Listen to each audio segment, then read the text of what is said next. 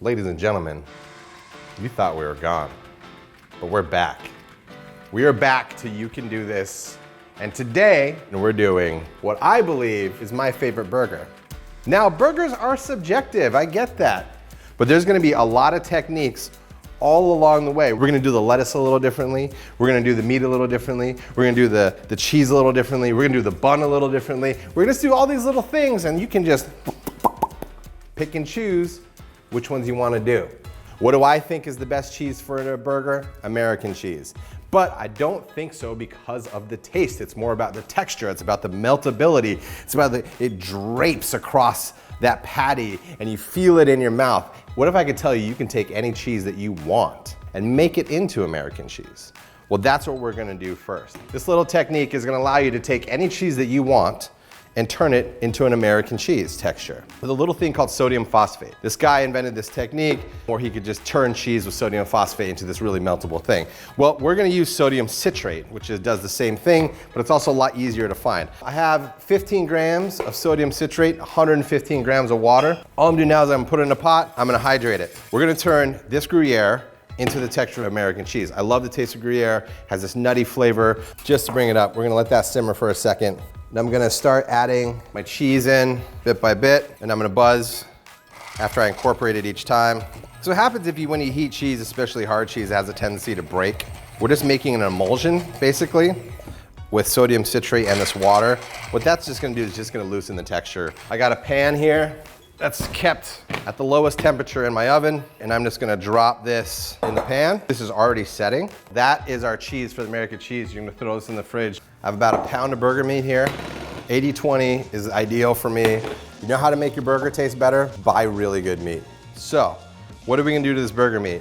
I'm gonna work that meat a little bit. Here's why. Ketchup has a lot of umami in it. When you put ketchup on a burger, it makes the meat taste more like meat. That's why ketchup on a burger is so beloved, because of the high umami content. Tomatoes have a high amount of natural occurring umami/MSG in them. Anything with umami you put on a burger, it makes the burger taste better. The inside jelly part, right there, is where you get the most amount of umami. We're gonna take this jelly and we're gonna work it into the burger meat. Again, I'm not using a lot because I don't want my burger to taste like tomato, but I want a little boost. Ladle, press it through. This is to separate the juice from the seeds. I'm trying to evenly distribute this because I'm not trying to overwork the meat.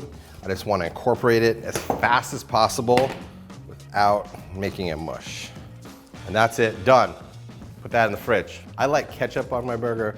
I like mustard on my burger. I like mayonnaise on my burger. I like a little bit of pickle on my burger. Let's just throw all that in one. And once I threw that all in one sauce one day, I was like, wait a minute, this tastes a lot like special sauce. Incorporated into one sauce. You don't gotta worry about divvying it up later. Little salt in there. And listen, like this is just loose measurements, just taste it as you go. So now I wanna tackle the lettuce. I love iceberg lettuce just because it's crunchy.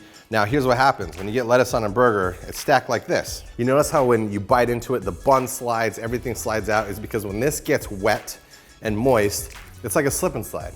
Your burger turns into a water park. We're gonna cut against the grain. What does that mean? That means taking a side of your iceberg lettuce, taking a ring cutter that's about the same size as your bun, that now becomes your lettuce. Now, you have a ring for your burger that goes top down. So all these little spots right here, that all becomes grip on your burger. We got to cook this thing. Cast iron pan. I'm not a fan of burgers on the grill just due to flare up in the fat, and if you have really good fat in your burger, it's just gonna I don't like thick burgers. I kind of like the in-between and like kind of smashed out because I like the crispiness on the edge. I have my burger meat here. Remember, I'm gonna make a patty, maybe a little bigger than a hockey puck. Pepper on the outside. Always pepper first on your burger because if you salt it first, then the pepper won't stick. So we're gonna drop this burger in. Right away, I'm gonna smash it. Craggly edges are your friend here. Get it flat as possible, as quick as possible, because when those juices start running in the center, then you don't wanna like mash on the burger because it's gonna shoot out everywhere. I'm using the same ring cutter that I used for my lettuce. It's about the size of the bun. I'm cutting a piece of the cheese out, just like so. And that is your Gruyere, which is a hard cheese. Look at that. It's bendy, it's flexy, got some nice burn, some charty char. lift that out, recoat the pan with the hot oil, and give it a little flip. Little trick, what I do is I just draw it through the fat a little bit to get it started, and then I lay it on top. Bam, that helps it start melting right away. And we're gonna let that start to sit. We can even cover it for a second to help melt that cheese down. Look at this, see that? That's what we want. I'm gonna let that rest. I have this pan smoking. There's a lot of leftover beefy flavor in there, and you wanna toast your buns. 1, 2. What bun do I like to use? The shittiest bun possible. I don't want a brioche bun. I don't want super thick buns that are gonna overwhelm the patty. I wanna taste the meat. I want the bun to be secondary. Potato buns, I really like thin bottoms, just like so. That griddle happens super fast. Bottom here. Patty goes on top. Little of the special sauce dripping off the side. Then we're gonna put this lettuce on. And that, ladies and gentlemen, is probably one of my favorite burgers. Now, do I wanna eat this?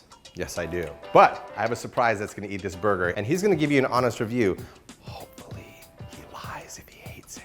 From Primetime, my buddy, Brent. Come on in, welcome. This is kind of one of, I think, my ideal burgers. You got all the components. Yes. It sounds awesome. Yeah. I'm very excited to eat it. All right, here we go. That's a great fucking burger. It's a small patty. It's never gonna be perfectly medium rare. What you're looking for is that crust on the outside, good sauce. The cheese, hey man, smart moves. Science. Science. Frying the bun in beef fat, really frying anything in beef fat is always the right move. Truth. Okay, you want some? Yeah, I'll take a bite. Okay. Let's see. That's a great burger. Thank you for stopping by. Primetime, you can do this together as maybe we should do a kneel like this. Double dragon style.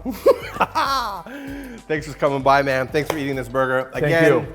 If any of you guys like this, use one component, use all, throw it all away, but start with good meat. You Can Do This is back. More episodes coming soon. Speed dry aging steak. Be able to mimic the flavor of dry aging in a minimal amount of time. Now, I've tried the Koji method.